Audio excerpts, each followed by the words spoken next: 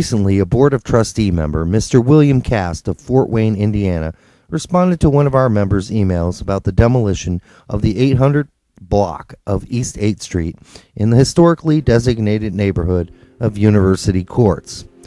While we appreciate that he responded at all, this is what Mr. Casse had to say. Please forgive my interpretation of his voice. He said, "I respect your point of view, but must say that we differ in this instance. By my reckoning, Indiana University maintains more historic homes than any other entity and has for years. The Woodlawn stretch involved is already the home of Hutton College, Kappa Alpha Theta, and the original Men's Quad, a large student residence. The character of the street, in my view, does not change significantly. I appreciate your concern and that you took time to write. William R. Casse, IU Trustee." So let's break down these statements by Dr. Casse, who I'm sure in his career has been a fine and outstanding citizen and a physician in Fort Wayne, not Bloomington, Indiana. So he says, "By my reckoning, Indiana University maintains more historic homes than any other entity and has for years." By his reckoning, can we get a little more than his reckoning? Would Dr. Casse be alright if I posted the numerous neglected historic houses that they own in University Court's neighborhood now? I'd be happy to do so. Some of the worst include the old History Department building, but it doesn't really end there. The very buildings that are slated for demolition are in poor shape and have been let to rot for some time. Obviously, they knew these were up for demolition in the first place. I could also go on and on with photographic evidence and document the various other buildings over the recent years that IU has purposely allowed to decay and deteriorate until public attention and pressure forced them to make amends. In some cases, after they recommended demolition of the very building they allowed to decay. Here are some recent examples. This structure was slated for demolition along Restaurant Row on 4th and Dunn Street. That didn't change until people complained. This structure on Atwater once served as a linguistic publishing building, but was left to decay until it seemed nearly hopeless. Here is the old History Department building in University Courts. Now I ask you, does that look like it's a building that's been taken care of? Now the list goes on, but Mr. Casse's statement of reckoning is really just a massive generality, based on little evidence at all. Any study of the number of amazing houses that IU has bulldozed over the past 50 years, some in the dead of night so no one would notice, would easily conclude that there is little chance that they maintain more historic homes than any other entity, and has for years. I don't know who these entities are, but first, let's stop patting yourself on the back so hard. You can't even prove your reckoning is a true statement. On top of that, your statement is a grand assumption made with little to no evidence or even a comparable entity. If you wanted to compare IU, Bloomington, to Purdue or Indiana State University, well, no wonder you might think IU's policies towards historic buildings was so darn wonderful. But I wouldn't use those towns as examples or as a standard for Indiana University, Bloomington. See, those are different communities with different people and different levels of respect for their own town history, culture, architecture, etc. In Bloomington, we have different standards because we have a different community. It's really kind of your job to understand that. Part of representing IU Bloomington as an IU trustee is also being a good steward to the community around and within which that university coexists. Certainly, Mr. Casse's first responsibility is to the university. So does he feel making maybe an enemy of the community around that university is either prudent or advisable? Or perhaps he just thinks this whole thing will blow over once the bulldozers do the dirty deed.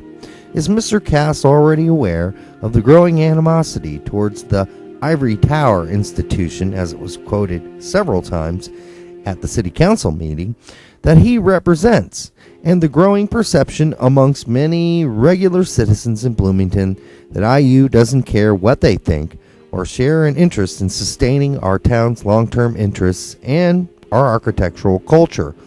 I have never felt such a growing resentment towards the university in our town, from the city council right down to the average Joe. And I haven't felt that, certainly not since I graduated from Indiana University in 1994. Let's move on to Mr. Cass's next sentence. He says, "The Woodlawn stretch involved is already the home of Hutton College, Kappa Alpha Theta, and the original men's quad, a large student residence." So, because the university got away with demolishing other parts of East 7th Street years ago, across the street from Dunn Meadow, where Hutton College stands, we should allow an even more severe mass demolition of 6 homes along the north side of the 800 block of East 8th Street. So let me get this logic straight. Hutton College stands on 1 or maybe 2 former lots. The newly proposed frat house requires the demolition of 6 lots. 1, 2, 3, 4, 5, 6. 6 homes. Everything standing on the north side of the 800 block of East 8th Street from Park Street to Woodlawn Avenue. Not 1 house, not 2 houses, but every darn house on that stretch. I'll also remind you that Hutton College, Kappa Alpha Theta, and the men's quad, also known as Collins, also sit on the fringes of university courts. Collins was constructed in 1923, long before University Courts was even fully developed as a neighborhood, and hardly serves as a good justification for bulldozing so deeply into the University Courts neighborhood. Alpha Theta faces Woodlawn, and again, it's on the fringe of the core University Courts neighborhood. The 6 lots you propose to bulldoze, Mr. Casse, for the Fiji frat house carves the largest swath of land from the core of the University Courts neighborhood in the modern era. It's really unprecedented, and no amount of fringe student housing, dorms built in the 1920s, or girls' sororities can justify the mass demolition. That's just end of story. So Mr. Casse's last sentence, and so much can be culled sometimes from such comments. He says, "The character of the street, in my view, does not change significantly. I appreciate your concern and that you took the time to write." Okay, let's see if that's true. Here's a before of that whole stretch of street, and here's an after. So that doesn't change significantly? Mr. Casse, or Dr. Casse, what if you didn't live on acres of farmland isolated from the neighborhood? And hey man, that's your choice. I got no problem with where you live. But let's pretend you actually lived in Bloomington instead of Fort Wayne. Let's pretend you knew a lot of people in Bloomington outside of Indiana University academic and trustee setting. And pretend you lived in an average neighborhood around Indiana University. You know, with the average people. Now let's pretend that we decided we'd bulldoze 6 of the lots and build a frat house next door or across the street from where you live. Does that sound like a good plan that you'd be up for? So are you ready to party with the kiddos across the street? Have an early morning meeting maybe? But you can't sleep because of the blaring music coming out from across the street? Too bad. Let's also talk about the IU master plan. What's the real reason you don't want to give the land across Woodlawn, where the mostly unused tennis courts are, to Fiji to build their new frat house? Why not? Because you have plans for both sides of Woodlawn all the way up to 17th Street. The plan creates a massive gateway to campus that will clear out houses and lands, blocks and blocks of land. See, your plan already has a purpose for that side of the street and that side of Woodlawn, so you and your trustees aren't even willing to discuss alternatives. Your mind has already been made up from day one, and this email that you sent makes that even more clear. I sincerely doubt you appreciate anyone's concern who lives in Bloomington or in University Courts, but I sure would like to believe differently. You see, I live here. I live in Bloomington, and so do thousands of other Bloomingtonians. The fact is, not a single one of the IU board of Trustees lives here. Not a one of you even lives in Monroe County.